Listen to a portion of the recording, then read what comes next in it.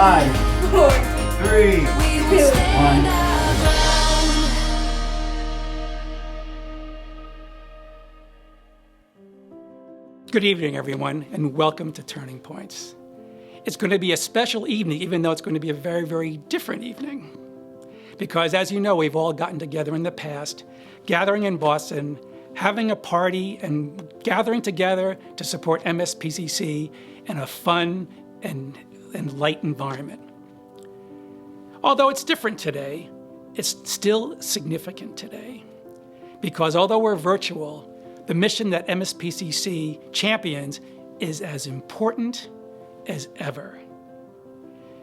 You see, it's no accident that we call tonight's event Turning Points. Because when a young child is faced with stressors and issues, they risk all sorts of outcomes that could end up getting in the way of them becoming their full selves. And they risk outcomes where what they felt and experienced as young children will end up being simply reproduced in another family in another generation. So we at Mspcc are that turning point. With our intervention, our hope and our objective is to change the arc of a child's life so that not only is the arc of that child's life changed, but the arc of that future family will be changed, and the arc of an entire generation of children will be changed. So I hope that you join us tonight enthusiastically to support us and to help this wonderful mission, because at the end of the day, we all will need to make a difference. So let's get started. Let's get tonight going. And we're going to have a great time because it's my pleasure to introduce Billy Costa from KISS 108. Billy, take it away. Thank you, Chuck, and welcome, everybody. And by the way, Chuck, you look fabulous. I'm so excited to be your host tonight. For those of you who don't know, well, yeah, my name is Billy Costa. I co-host the Maddie Show on KISS 108, Dining Playbook on Nessun, and yeah, we're currently in a new season of High School Quiz Show on WGBH as well. Anyway, this year's Mspcc Turning Points Dinner is coming to you live from the beautiful Seaport Hotel here in Boston. Now, I know it's a little different. If you remember, Mspcc wasn't able to host the dinner last year, and while it certainly does look different this year, yes, we're going to have an amazing night, just like Chuck said, as we gather wherever you might be watching right now to support this worthy organization. Now, through all the challenges that have been faced in the past year, Mspcc has worked, by the way, tirelessly to provide programs and services that assist children as well as families all over the state of Massachusetts. And this year, your support is needed more than ever. I cannot stress that enough. And we have a great program for you tonight. Again, it's a look a little different. It's going to feel a little different, but you're going to meet some truly special families, and you won't want to miss tonight's very insightful conversation with Mary McGowan, Executive Director of Mspcc, and Mary Lou Sutters, Massachusetts Secretary of Health and Human Services, who shares her thoughts on, well, how the pandemic affected children, and what we all can do tonight to support them as we move forward. It's been a crazy year. Now, a few reminders before we get started and some tips on how to participate in tonight's show. And by the way, don't be afraid to call a friend. Call everybody you know and tell them to log in. We have a chat feature, so you can say hello. You can let us know you're here, wherever you are, wherever you're watching. In fact, we've had a lot of activity already. People have been donating all afternoon long, so please keep it coming, and I'll be checking in and out of the chat room, trying to be as interactive as I can, because we can't appreciate enough that all of you are here with us tonight. Be sure to find us on Facebook, Instagram, and Twitter. And by the way, follow Mspcc if you don't already. And we would love for you to share pictures of yourself watching tonight, whether it's with family members or friends, whomever. If you're alone, sitting there with a bowl of popcorn, please send some photographs so we can see you celebrating with us. And be sure to use the hashtag, this is important, Mspcc Turning Points. And if you know someone who still needs to register, it's really easy. You just go to event.gives/MSPCC, and the registration link is right there in the top right-hand corner. Now, if you're having trouble with the site or you're experiencing delays, I can feel it. Some of you are trying, you're getting a little frustrated. All you have to do is refresh your browser, and that should solve the issue. And if not, please let us know in the chat room, and someone will reach out to you. As a side note, the program is best viewed using Google Chrome. There, I said it. Finally, please consider donating. It's as simple as clicking on the donate button at the bottom of your screen. And again, a lot of people have been doing it throughout the afternoon. There are going to be multiple opportunities for you to support MSPCC throughout this event. And now I'm going to turn it over to Mary McGowan, MSPCC's Executive Director, who's going to provide an update on the organization's current efforts and how they've come through this year, believe it or not, even stronger. I mean, after all, MSPCC has been around for more than 140 years and has seen its share of crises. Hi, I'm Mary McGowan, the Executive Director of Mspcc, the Massachusetts Society for the Prevention of Cruelty to Children. COVID-19 turned all of our worlds upside down. When I think back, what I remember from the spring of 2020 is the resilience and the resourcefulness of our staff and the generosity of supporters like you. The children and the families we serve often don't have enough food to get through a week, never mind a month. They rely on public transportation. They don't have enough diapers to get through a few days. So in those early days, I watched my staff get back to basics because they know there's no way a parent can think about their children and what they need to do to help them grow and be safe if they're worried about putting a meal on the table. They mobilized and you responded.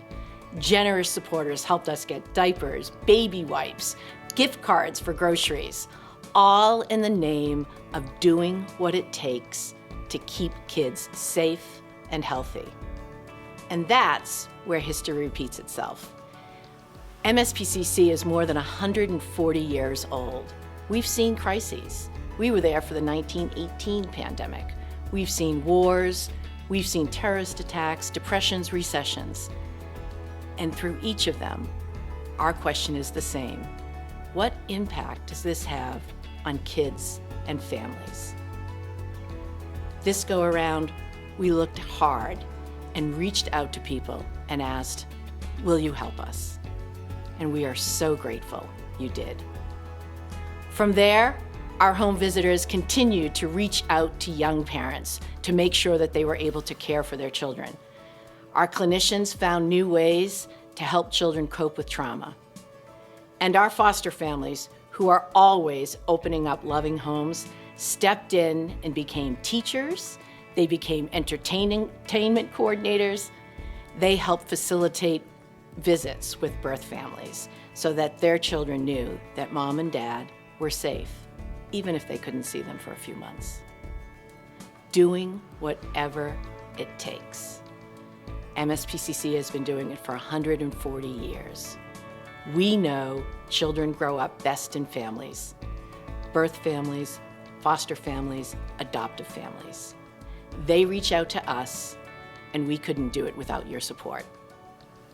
Let me introduce you to Karen and Mike, who have given 60 to 70 children a loving place to call home. Hi, I'm Karen. This is my husband, Mike, and we have 5 children. We have 2 biological children that are in their early 40s and have given us 5 beautiful grandchildren. And we have 3 more daughters that we adopted through DCF, who will be almost 19, almost 17, and the youngest is 9. We became a foster family almost 20 years ago. We decided that this was a journey that we wanted to pursue together. Our first daughter came to us when she was 6 months old. She was with us for about 3 or 4 months, and then she was going to be reunified with her birth mom. But she ended up not being reunified, and she ended up staying with us. And another little girl came to us, pretty much the same scenario. She was 7 months old at the time. And you meet these kids, it's amazing how these, even at a young age, how well these kids do and how strong they are despite their circumstances. And then our third daughter came. She came on the hotline, and it was a Thursday night, and they asked us if we could possibly keep her for the weekend, which we did. And then the weekend became a couple of weeks, and then it was a couple of months, and now then it was years, and now she's 9. We had many children that we fostered, probably around 60 to 75, maybe even more than that. You enjoy seeing them grow up, being their own person? Sometimes foster parents think that they're alone in this process, but we're really not. Mspcc, if we needed help with emotional issues that a child was having, they provided all kinds of training for us as foster parents, and they still do today. For anybody out there that is interested in fostering or adoption, just do it. Just take the chance. Take a chance on a child. Family is just that connection, and I would use the word to belong. That's what family is, to belong, to be supported, to be loved and nurtured. It's the glue that keeps everything together in your life.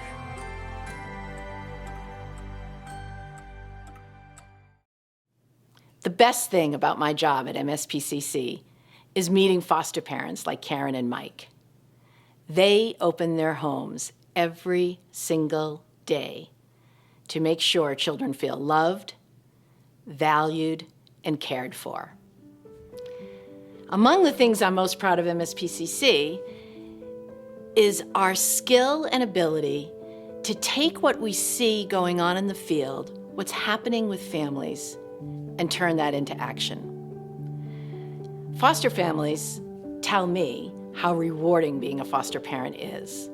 And at the same time, they report certain struggles. It's sometimes difficult to respond and address to the really challenging needs these children have at a time when they feel very alone. Just think about it. We are all parents, and how often we turn to our neighbors, our family, our friends for a little bit of help. I was recently with a foster mom who told me she was sharing with a good friend the challenging behaviors a young boy had in her home. The friend turned to her and said, "Why don't you just send him back?" It was absolutely the last thing she wanted to hear. Wouldn't it have been a lot more helpful and kind if that friend knew how to help? Maybe offer to make a meal on Monday night just to give them a break. Maybe she could step in and take some of the other children out to play for a while. Not everyone can be a foster family, but everybody can support a foster family. Recently, Mspcc did a survey, and it validated what I just said. Foster families need more help in taking care of the children in their care, attending to the behavioral health needs, and they really wish that they had more formal and informal supports. I'm thrilled to say that with the support of the Health Foundation of Central Massachusetts, Mspcc is leading a collaboration of experts in adverse childhood experiences, in providers who work with foster parents at all levels, in individuals who have coordinated volunteers to help children in foster care, and most importantly, foster parents themselves. Together, we're really working to revolutionize foster care, starting with coaching, really providing opportunities for foster parents to enhance their parenting skills so that they're able to look at the child and not ask the question, what's wrong with you, but rather, what's happened to you and how can I help you grow, help you cope, and help you develop skills to get through these situations.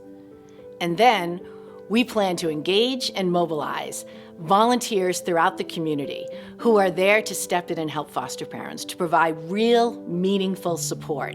It could be in terms of tangible goods. Think about it, summer's coming up, and everybody could use a refresh on balls and gloves and baseball bats. Maybe it's taking care of Thursday night's pizza. Maybe it's reaching out and seeing if you can provide homework help to a child who's struggling. Whatever it takes. Join us as we kick off Encompass, collaboration and community to support foster parents. And now, please, let me introduce you to two more wonderful foster parents, Paula and Laura. Hi, I'm Laura. Hi, I'm Paula. And we have 7 children. So we met and we were married 15 years ago this year. And we had one daughter, Isabella, when we got married. And then we decided we wanted to expand our family, and we had 2 more biological children, Brady and Jameson. And then following that, we decided to do foster care. We loved it. We loved foster care, so we just continued. We would have adopted each child. Each child went home to their family, which was also a good thing. And then they didn't, and we decided to adopt. So Bryce came to us at 10 months old as a placement, and he was with us for 4 months. We found out he had an older brother and sister that were 7 and 9. We decided to pursue his siblings as well so that we could keep the family together. It's not easy. It can be very difficult at times, but it's also so rewarding. We were just new to the whole process, and I remember going to Mspcc events, feeling for the first time that we were finally in a group of people that were just like us, because sometimes you feel like you're in your own bubble, and as much as people want to support you, nobody really gets it like other foster families. We had like a bucket list of things that they had never done before that they always had wanted to do, and I think we were expecting them to be these big extravagant things, and I think the first thing on the list was to go sledding. So those were really eye-opening things for us to be able to give the kids those firsts, even at 7 and 9 years old. That for me was a high point, I think, as well. Mm-hmm. I know that a lot of people are afraid of the children that may come into their homes, and it's the complete opposite. The children that have come through our home, I think we're at 16 or so. Every single one of them, you don't by accident get 16 great kids, which means that these kids have so much to bring to your home, and they've just enriched our biological children's lives just by being in it. We actually just refer to all our children as our sons and daughters, whether they were with us for a day or a week. We've never differentiated, and empowering them to feel like they're just as valuable and as important as any other child. In our own nuclear family, just being able to accept each other for who they are, their differences, and support and hold each other up when needed is a big, important part of how we're raising our children.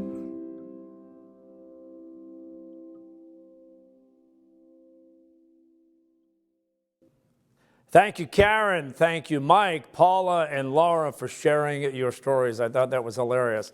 Hi, we're Laura and Paula, and we have 7 children. But anyway, thanks, guys, for letting us into your homes. Tonight, it's apparent from your commitment how rewarding it is to be a foster parent. Just based on the chat room alone, I've been looking at a lot of the messages coming in while we were meeting the foster parents, and people are calling them God's angels and calling them heroes and thanking them so much for what they do. And I'm talking about strangers as well as friends, as well as family members. There are so many other ways you can help your community if you're not able to be a foster parent. And there's so much more to come tonight. You won't want to miss Mary's conversation with Secretary Mary Lou Sutters. But first, we are at a critical point in the program. We call it our Fund the Cause. Now, typically, I would be up on a stage in a grand ballroom, and all of you would be out there enjoying yourself, having cocktails, having a wonderful dinner, meeting and greeting and mixing and mingling. But you know, we can do the same here tonight. The good news is You didn't have to get dressed up. You didn't have to get a babysitter. You didn't have to get into the car and drive into downtown Boston, fight the traffic, look for a parking space. So you're all doing this from the comfort of your own home. So let's all do this together and show Karen and Mike and Paula and Laura, who made it a priority to provide a safe, loving environment for children, that we are here tonight, and we definitely stand here with them tonight. And by the way, I do want to mention, I was looking at the chat room, Linda Spears has been communicating, and she's the commissioner of the Department of Children and Family Services. So we know we have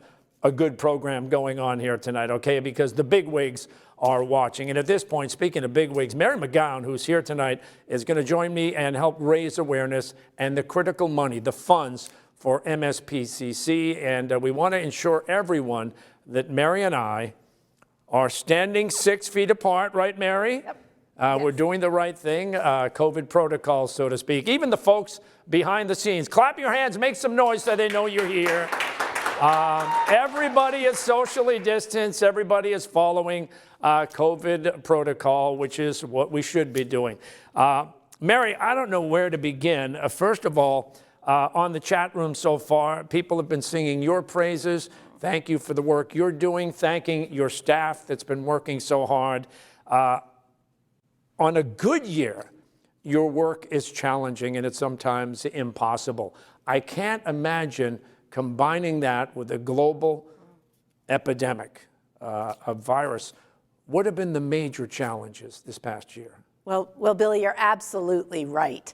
People who choose to work in this field do it because we want to help people. And we do that by building trusting relationships, by sharing each other's company, by engaging kids and families in their homes.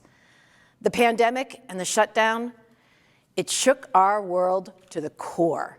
It made our work that much more challenging. We needed to find new ways to connect. Our home visitors reached out to parents virtually. In good days, those warm weather days, we met in the park or the backyard.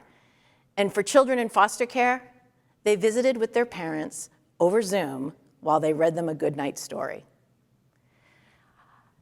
We didn't give up on our mission, but we needed to find new ways to achieve our mission. Yeah, you know, when you talk about basic things, when the pandemic first hit, everybody was talking about, we can't find toilet paper anywhere. And I'm guessing if they couldn't find toilet paper, they couldn't find diapers. These are all essential day-to-day items for people trying to raise families, and especially foster families. That must have been next to impossible for you. Well, again, for the families we work with, so many of them relying on public transportation. Simply getting out at that time when we all had to be isolated made them more and more isolated. So again, our staff and the good support of donors like you really made a difference. Well, the fund, the cause is what's going on right now, and I don't have to, it's going to do a lot for a lot of different people. And I know as we go to each increment, you're going to kind of break it down and give people kind of a bird's eye view as to what this amount of money we're talking about will mean to Mspcc. And again, we'll try to get to a lot of your chats. There are so many people. And by the way, our total right now, we're just getting started, and it's already over $14,000. So please keep yes, give them a round of applause, everybody. Keep the donations coming. There's Melissa, thank you so much. Suzanne Curry is checking in, thanking you, Mary, for all the work that you do and all the work that your staff does. Obviously, we would have preferred doing this in person in the Grand Ballroom, but you know what? We're doing whatever we can, and I think it's working out well, and the numbers are showing it, and the interactive messages are showing that as well. So we're going to start optimistically high on the fund the cause. And Mary, again, I'm going to be counting on you to paint the picture, okay? We're going to start with $10,000. I'll say this, and then you'll say that, okay? $10,000 will make a difference in the lives of children as well as families for an entire year. All year long, they're going to be feeling your impact. Prevention is what sets Mspcc apart, so your generous donation helps to break the cycle of abuse. If you'll excuse me for one moment, Mary, I'm looking at the screen right now, and Chuck just gave $10,000. Let's hear some noise here in our mini ballroom. Thank you, Chuck. Well done and very generous. And talk about the donations more specifically, Mary, and what they can mean. Sure. Well, I have to say, MSPCC's best work is prevention. It's our belief that child abuse and neglect is preventable. And we do that, we keep kids safe by helping parents be the best caretakers they can be to their children. And your generous donation at this level helps MSPCC do that and more, so that our families have a fair shot, so that they can raise and care for their child and be productive citizens at the same time. Our caseworkers reach out to young parents because all new parents want the same thing. They want to know how they can take care of their children and how they can keep them safe. We listen, we coach, we help them establish goals, education goals, employment goals, so that they're able to care for their children today and in the future. We do that every single day with the support of people like you. And people are listening to you right now, Mary, because Gabe just messaged, way to go, Chuck. And Chuck, with his $10,000 donation, brought us just shy of $25,000. And more people are sending messages how proud they are to be a part of this organization and how thankful they are for you and for your staff and the work you continue to do. We're going to move on to $5,000, okay? Listen up, folks. This is the meat of the show right here. This is where we really stack up the money that's so needed. You've learned a lot about foster families tonight. We met some incredible families, incredible foster parents. Sometimes the best advice, the best support comes from someone who has walked in your shoes. With a $5,000 donation, you can help MSPCC's Encompass Peer Support Program empower foster parents to learn from each other. Mary, talk a little bit about that, but hold that thought for 1 second. I just happened to notice that Kristen Francesco out there just gave $5,000. Carolyn Russ just gave $5,000. And Patricia Murphy gave $5,000. We just picked up 20 grand. 20 grand. So the peer support program, Mary, talk about it. Well, when a child can't live safely at home with their parents, we turn to loving foster parents to take care of these kids. MSPCC provides training across the state for foster parents. At this level, you'll be helping MSPCC give foster parents a sympathetic shoulder to lean on and solid, concrete advice from somebody who's been there, a fellow foster parent. We call them coaches. These are experienced foster parents who are trained to help other foster parents understand the impact trauma has on the children in their care. Together, they'll make sense of the sometimes baffling behaviors that these kids can exhibit. They'll work to understand how to talk to the child, how to soothe the child, how to enhance and develop the skills to really influence this child's behavior so that they're successful in school and at home. Mary, this is incredible. Ann Spry just gave $5,000. Michael Quinlan just checked in with $10,000. We're at just about $50,000 already. Thank you so much, folks. Please keep the funds coming. And a lot of people are saying, way to go to all these big donors. And again, anything you feel like giving is fine with us tonight. We're just doing the best we can in a global pandemic. And the fact that we're not even halfway through the program and we're at just about $50,000 is incredible. And Chuck says, Ann, thank you for your support and thank you for your leadership. And now we go to $2,500. With a donation of $2,500, you can help MSPCC keep its promise to be there for the families whenever they need help and they need a hand. So Mary, talk about the help for families who serve. Sure. The children and the families that we work with have really been dealt a bad hand. They may be victims of domestic violence. They may be living in unsafe neighborhoods. They're often struggling with poverty. Their housing is not always that stable. At this level, you'll be helping MSPCC give the extras. Really, it's the things that you and I and our kids take for granted. Absolutely. It could be cribs, it could be baby wipes and diapers.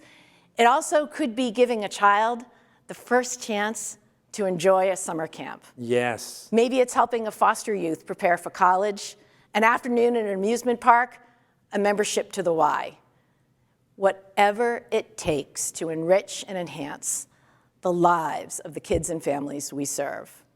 Thank you. Membership to the Y, that's a good one. I grew up in an extremely poor neighborhood, and thank God for the Y and that it was there, and they were able to provide us with programs, and that's what we're doing here tonight. $3,000 right there from Lisa Levine, or Levine, hope I got it right. $2,500 from Ben, thank you, Ben. Nancy just threw in $2,500. Let's keep them coming, everybody.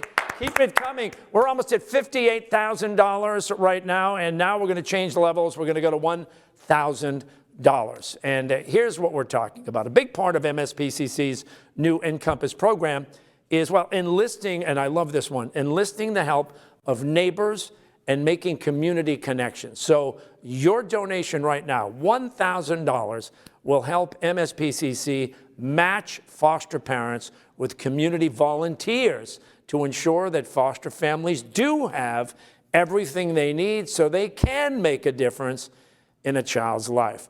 This is a great program, Mary. Elaborate a little bit more. I'm so excited about this program. As I said, not everyone can be a foster parent, but there is something we can do to help foster parents.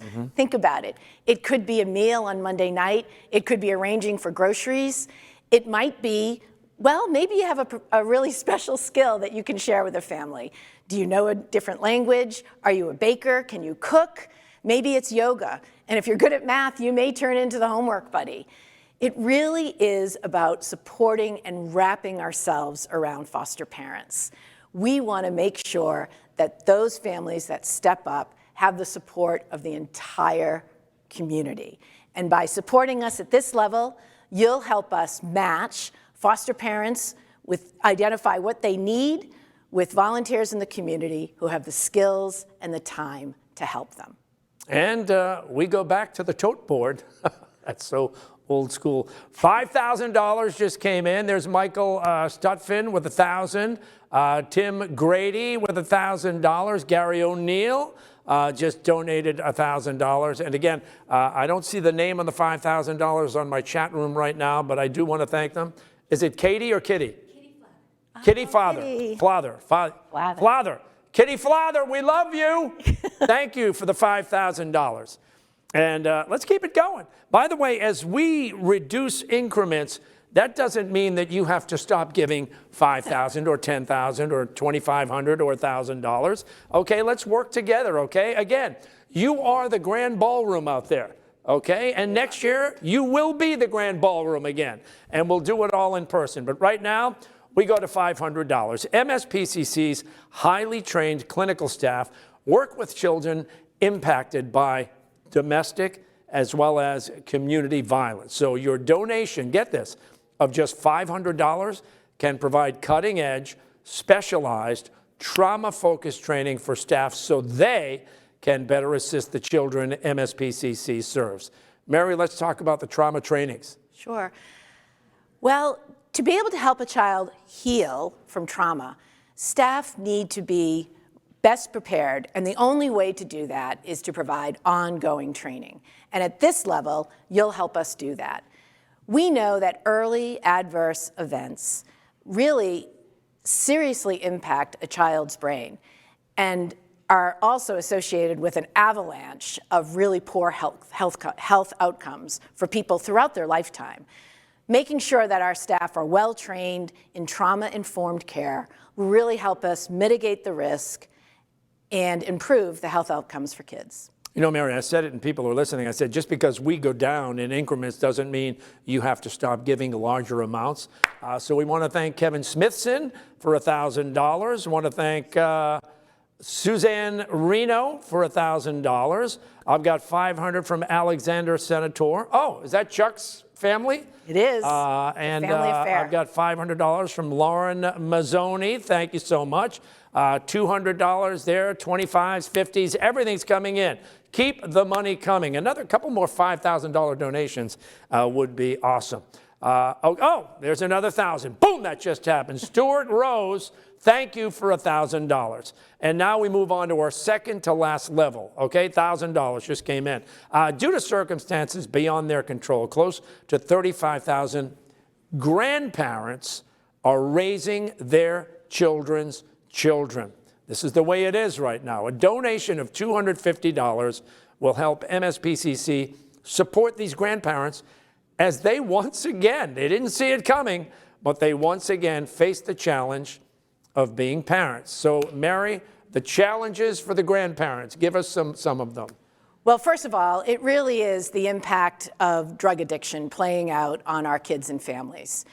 Grandparents find themselves taking care of their children's children. And it wasn't the plan, and parenting has changed significantly since their last go around. So at the time that their friends are becoming empty nesters, they're learning about technology and social media and the pandemic.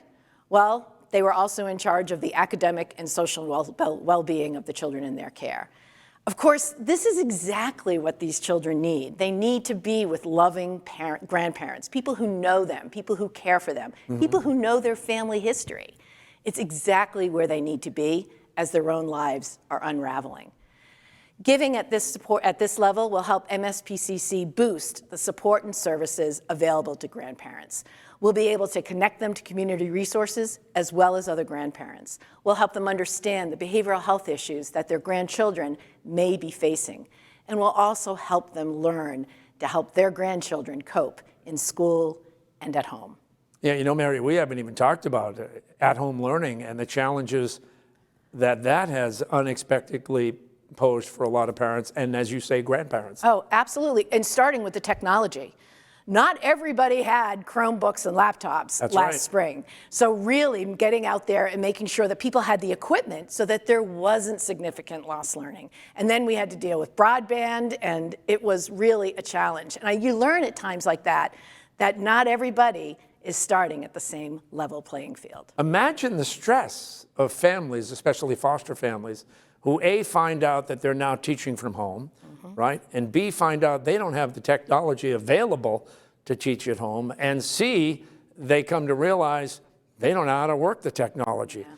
Those have been three challenges that have been confronting people on a daily basis. Absolutely. And for the children and the families that we work with, it was a very, very difficult year. Nancy McLean, thank you for $500.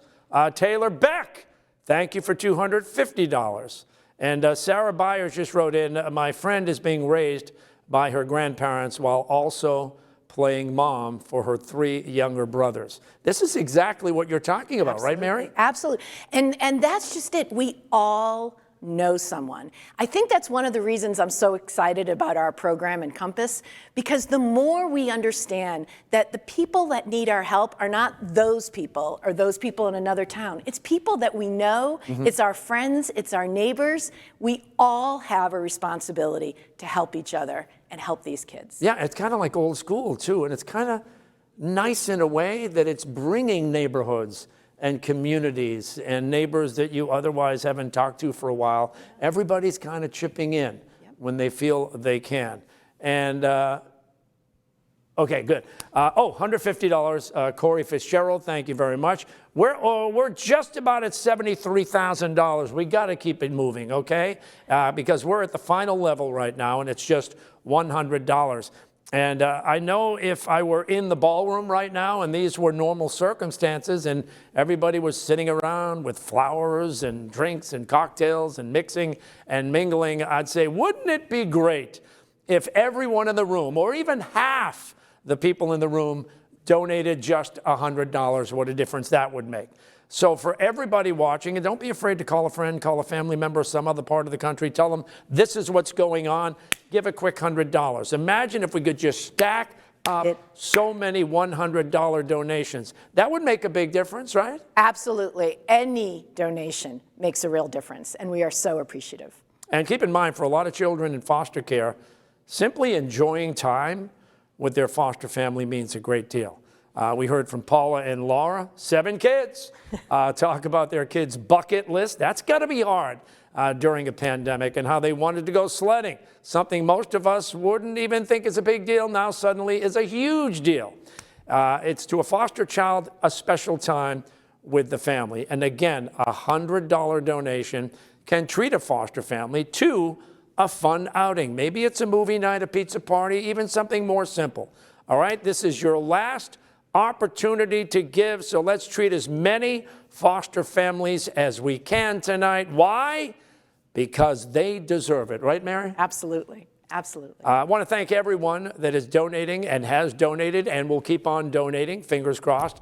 It's amazing to see the support on behalf of the Mspcc. Now, as we wrap up the Fund the Cause, we understand these are uncertain times. We want to stress we're grateful, so grateful for whatever level of support you can provide.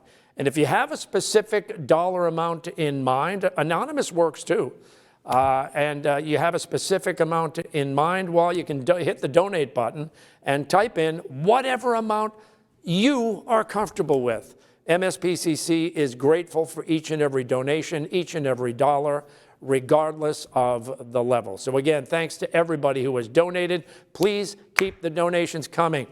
Kitty Flather is in for another 1,000. You see what I'm talking about? She gives 1,000, is another 1,000. Come on, folks, let's go. Mary and the entire Mspcc organization are here, and they are thanking you. Give a round of applause, staff. Let's thank them. And I mentioned at the top of the program we had something very special to share. So Mary, this is really a cool thing. You recently had the opportunity to sit down and have a conversation with Secretary Mary Lou Sudders, who has led the task force overseeing Massachusetts COVID-19 response. And the two of you have been longtime friends. I know Mary Lou was very involved with this program for a number of years. So before we get to the actual sit-down interview, what were your thoughts going in? Because you have a special relationship. Well, all of us, and certainly our friends who are watching tonight, remember Secretary Sudders when she was the president and CEO here at Mspcc. She has a long history and a proud history of caring for the most vulnerable children and families in this state. When I had the opportunity to sit down virtually with her, I was really interested in understanding how the experience here at Mspcc and in state government really helped influence her decisions about the pandemic. Was she thinking about the kids and the families, and how did it make her a better decision maker at this time?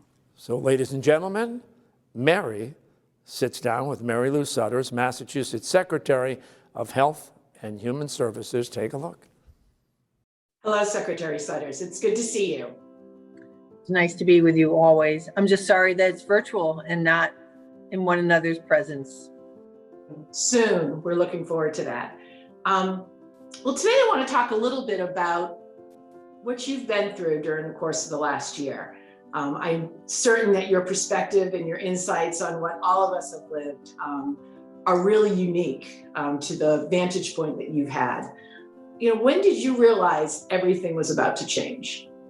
When schools closed and 1.1 million kids were now home, and how devastating that was, because I understood that children, right, schools are more than just education for our children. They provide structure. It is also a safe place for many children.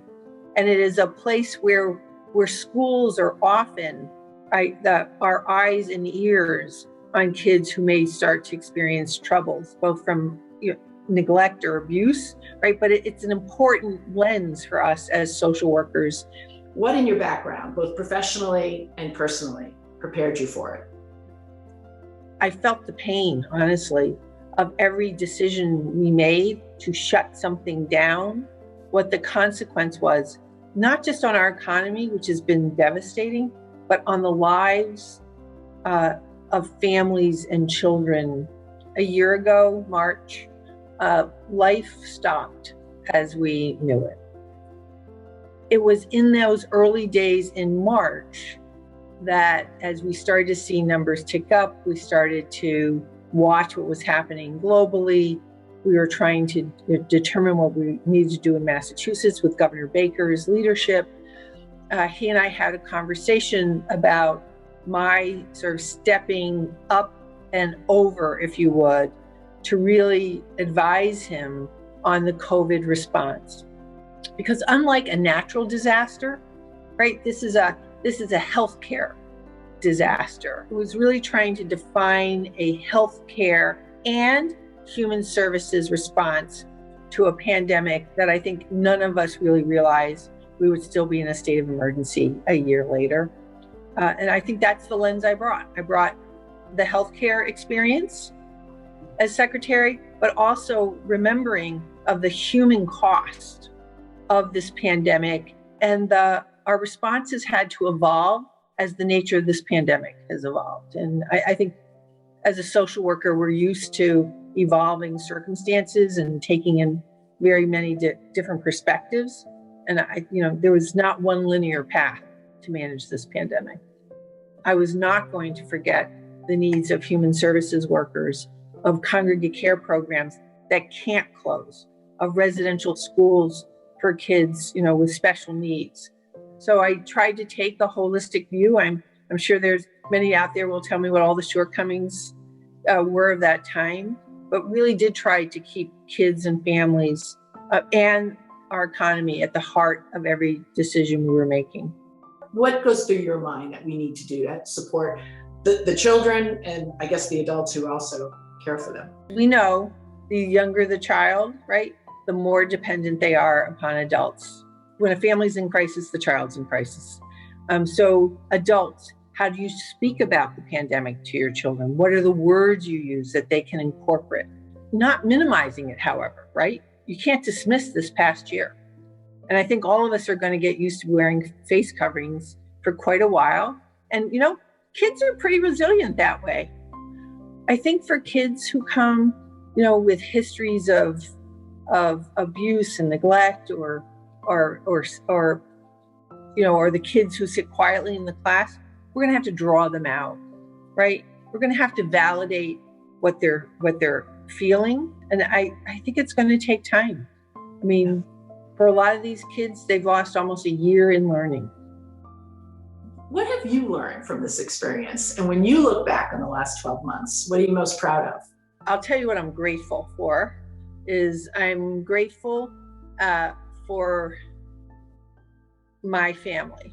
And I'm very, family is, we all know the importance of family. And my family really just completely understood from last March that I was a non-presence in their lives till this day. I think what I've learned is how grateful I am to be in the Commonwealth of Massachusetts. Our healthcare system was stressed a couple of times and strained. It was never overwhelmed. And our healthcare system completely operated as one system. Everyone just leaned in.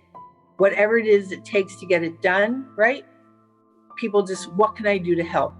The sense of people reaching out, whether it was in your neighborhood, to your neighbors, or in a more collective sense.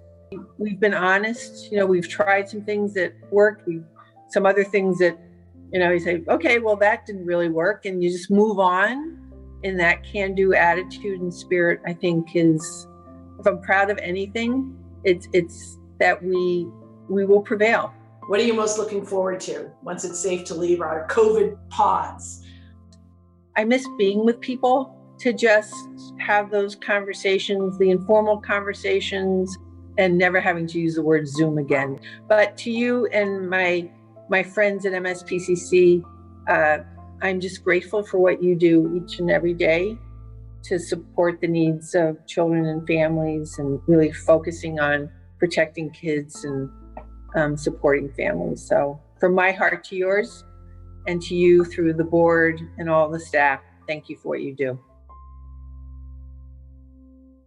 Mary, it's interesting that the secretary, like everybody's kind of frustrated with Zoom at this point. But imagine going back a year if we didn't have Zoom. Oh.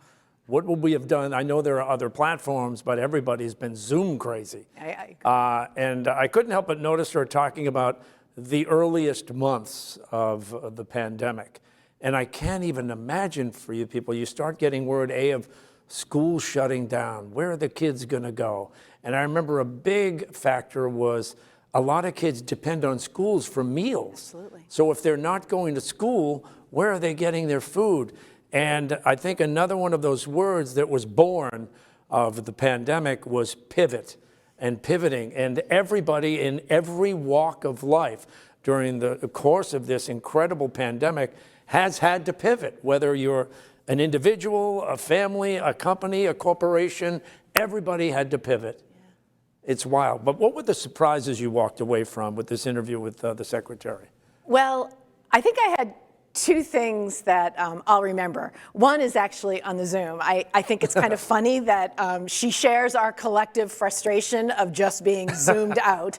That made me giggle. But I think after that, I so much appreciated hearing her talk about how we help kids get through this. There's no way to think about the learning loss and the impact that the impact on the social and emotional learning of kids. I mean, there's simply no shot that we can give kids to make up for what happened. I really appreciated the secretary's thoughts, and it's going to take her leadership, our partners at state agencies, our friends at the schools, teachers and community providers like us to work together to really help transition kids as we reopen our society. It's really important that we do it. Mary, give me a couple of thoughts going forward from tonight and going forward to the next year. Obviously, everybody's got their fingers crossed that eventually we will see the light at the end of the tunnel that everybody talks about. Yeah. But going forward, what are the thoughts for Mspcc?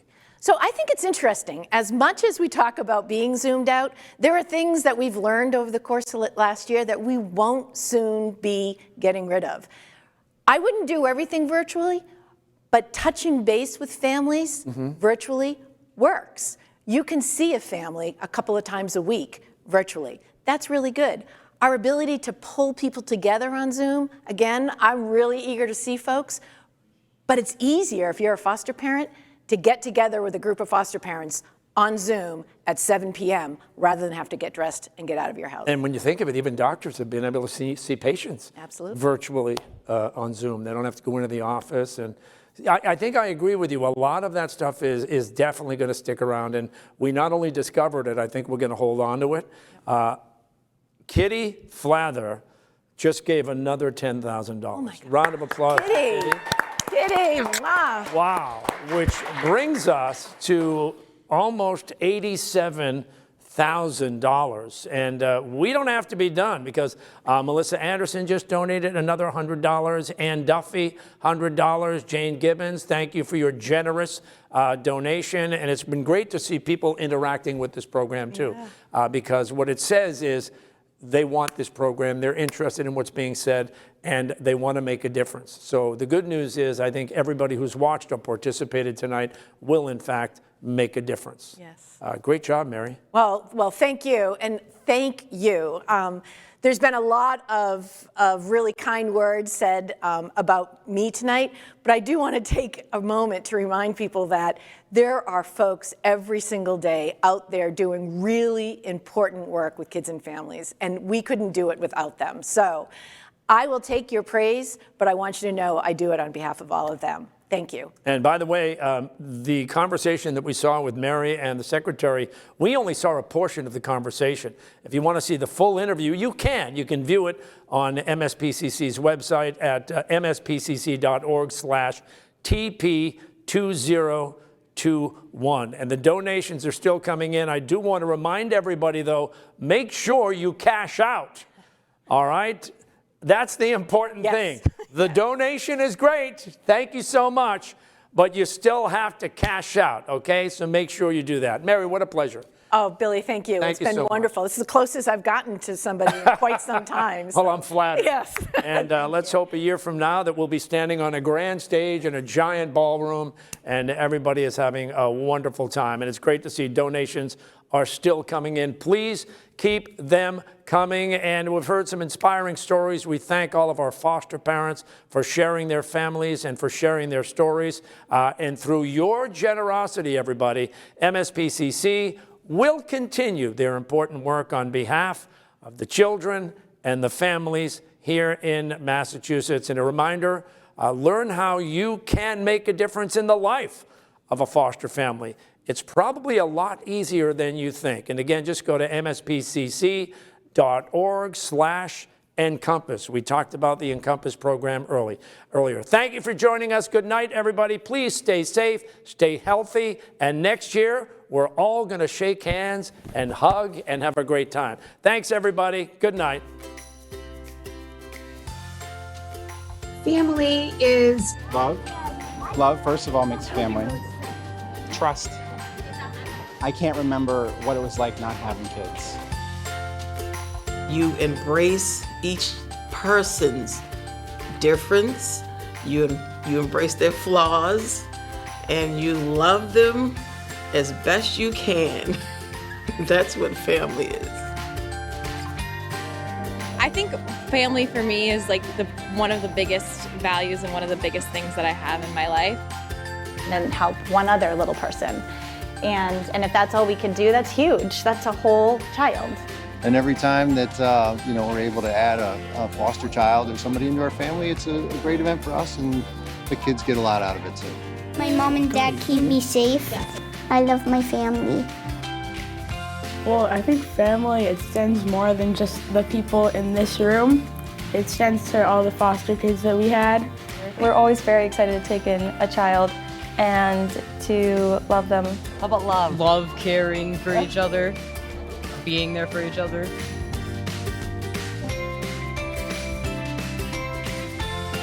Family's fun.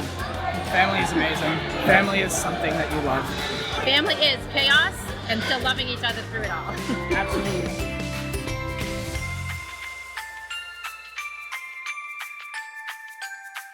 To us, family are people that support us and are on board with who we are as a couple, who we choose to bring into our family, no questions asked. to belong, to be supported, to be loved and nurtured.